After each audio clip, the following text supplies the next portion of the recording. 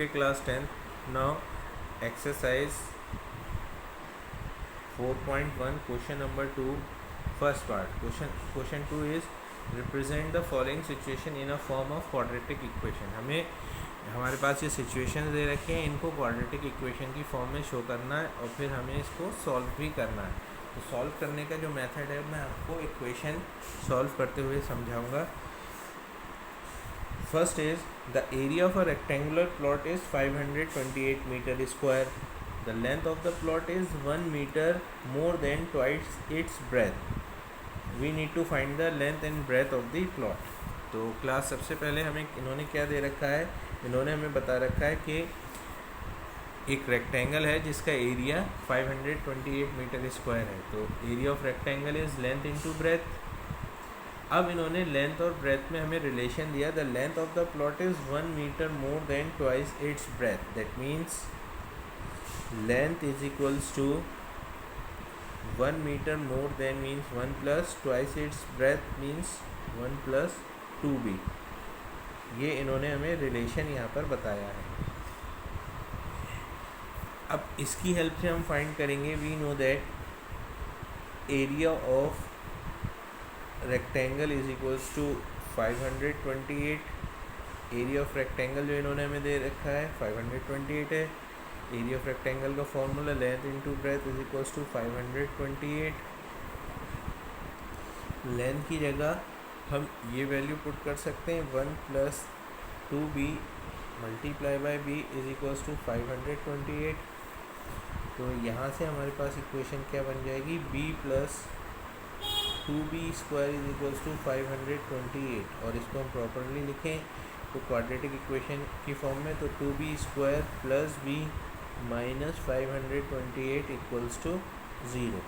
अब हमें इसको सॉल्व करना है. तो सॉल्व करने के लिए हमारे पास कई सारे मेथड होते हैं. तो वो मेथड्स हम आगे क्वेश्चंस में डिस्कस करेंगे. फ़िलहाल इन्होंने हमसे सिर्फ क्वाड्रेटिक इक्वेशन बनाने के लिए कहा है, इसीलिए हमने इसकी क्वाड्रेटिक इक्वेशन यहाँ पर बना के दे दी.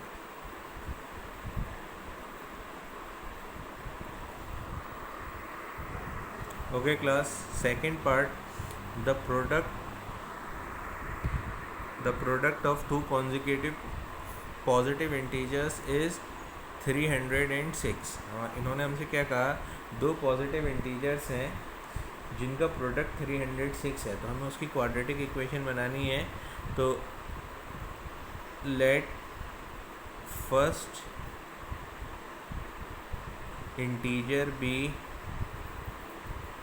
x. तो सेकंड इंटीजर हमारे पास क्या हो जाएगा, कॉन्जिक्यूटिव इंटीजर्स हैं. तो कॉन्जिक्यूटिव इंटीजर्स में हमारे पास +1 हो जाएगा. तो सेकंड इंटीजर हो जाएगा x + 1. अब इन्होंने कहा कि इन दोनों इंटीजर्स को अगर हम मल्टीप्लाई करते हैं, प्रोडक्ट निकालते हैं, तो आंसर हमारे पास 306 आ रहा है. That means x multiply by x + 1 we will get 306 is the answer.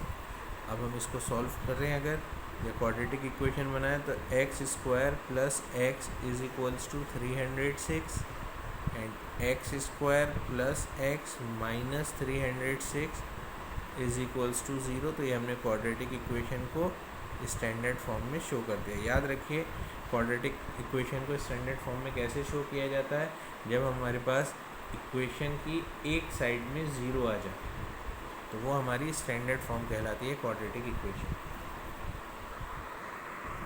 Okay class, now third part. Rohan's mother is 26 years older than him. The product of their ages 3 years from now will be 360. हमें इसकी quadratic equation बनानी है. इन्होंने क्या कहा, रोहन की mother की as Rohan से 26 ईयर ज़्यादा है. आफ्टर 3 years, 3 साल के बाद अगर हम रोहन की एज को और उसकी मदर की एज का प्रोडक्ट फाइंड करते हैं तो हमारे पास आंसर 360 आएगा. तो हम क्या करेंगे, late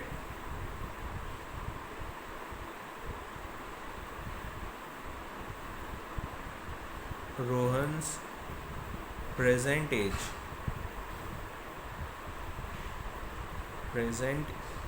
as be x, so mother की प्रेजेंट एज कितनी हो जाएगी? Mother's present age is equals to 26 years ज़्यादा है, दैट मीन्स एक्स प्लस 26, ये हमारे पास ईयर्स में आ जाएगा। अब इन्होंने हमें जो प्रोडक्ट निकालने के लिए कहा है वो आफ्टर 3 ईयर्स है, तो आफ्टर 3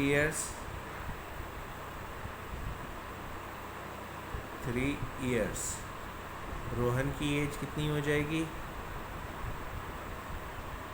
अभी उसकी एज x है, तो after 3 years x plus 3। Mother की एज कितनी हो जाएगी?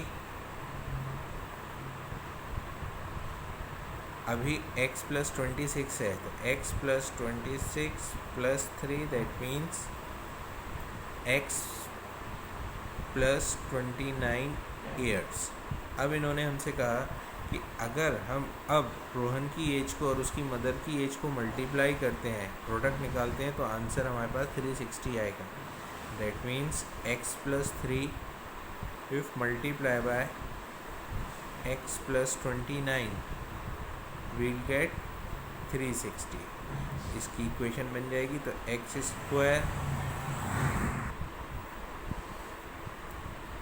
Square plus 29x plus 3x plus 29 into 3 87 is equals to 360।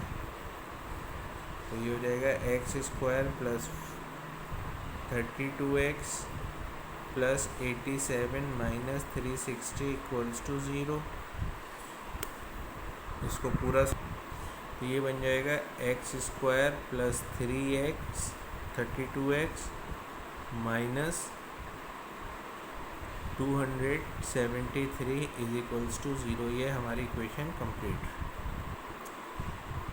Okay class, fourth part, a train travels a distance of 480 kilometre eight uniform speed. If the speed had been 8 km per hour less, it takes 3 hours more to cover the same distance। हमें इसकी quadratic equation बनानी है, और यहाँ पर ध्यान रखिए हम स्पीड की फॉर्म में बनाएंगे, क्योंकि यहाँ पे हमें सब कुछ स्पीड की फॉर्म में दे रखा है। तो let the speed of train be x kilometre per hour. अब आगे इन्होंने हमसे कहा डिस्टेंस हमें जो दे रखा है दैट इज़ 480 किलोमीटर। क्वेश्चन में इन्होंने हमसे कहा कि अच्छा हमें टाइम कितना लगेगा, time taken to cover the distance, time is equals to t1 consider कर लेते हैं। टाइम लगेगा डिस्टेंस अपॉन स्पीड, तो 480 अपॉन स्पीड इज x। अब इन्होंने कहा कि अगर स्पीड हमारी कम हो जाए तो न्यू स्पीड कितनी होगी हमारे पास? जो ओरिजिनल स्पीड है वो x है, तो new speed x minus 8 kilometre per hour. Distance same रहेगा, टाइम, अब हम टाइम निकालेंगे। टाइम टेकन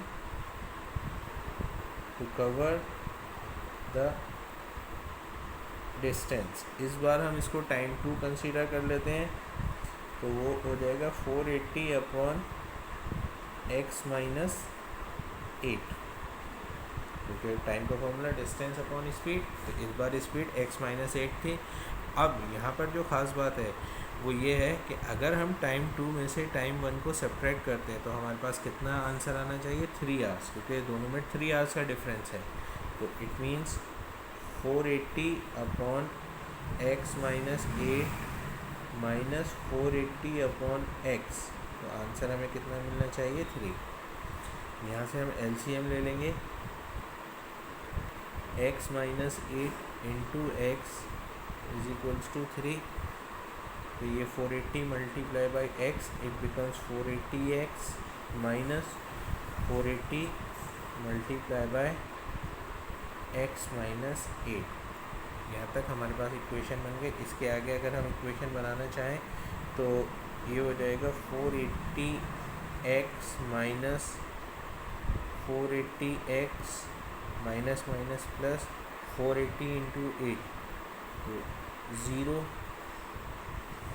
64 कैरी 6 ये 32 और 6 38 upon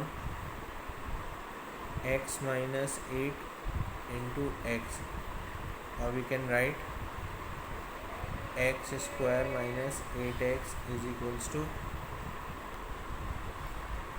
x square minus 8x equals to 3 plus 480x minus 480x cancels each other और इसको क्रॉस मल्टीप्लाई कर देंगे तो हमारे पास आ जाएगा 3840 is equals to 3x square minus 24x। और इसको अगर हम प्रॉपर क्वाड्रेटिक इक्वेशन में लिखें तो 3x square minus 24x minus 3840 equals to 0। ये हमारी क्वाड्रेटिक इक्वेशन कंप्लीट हो गई।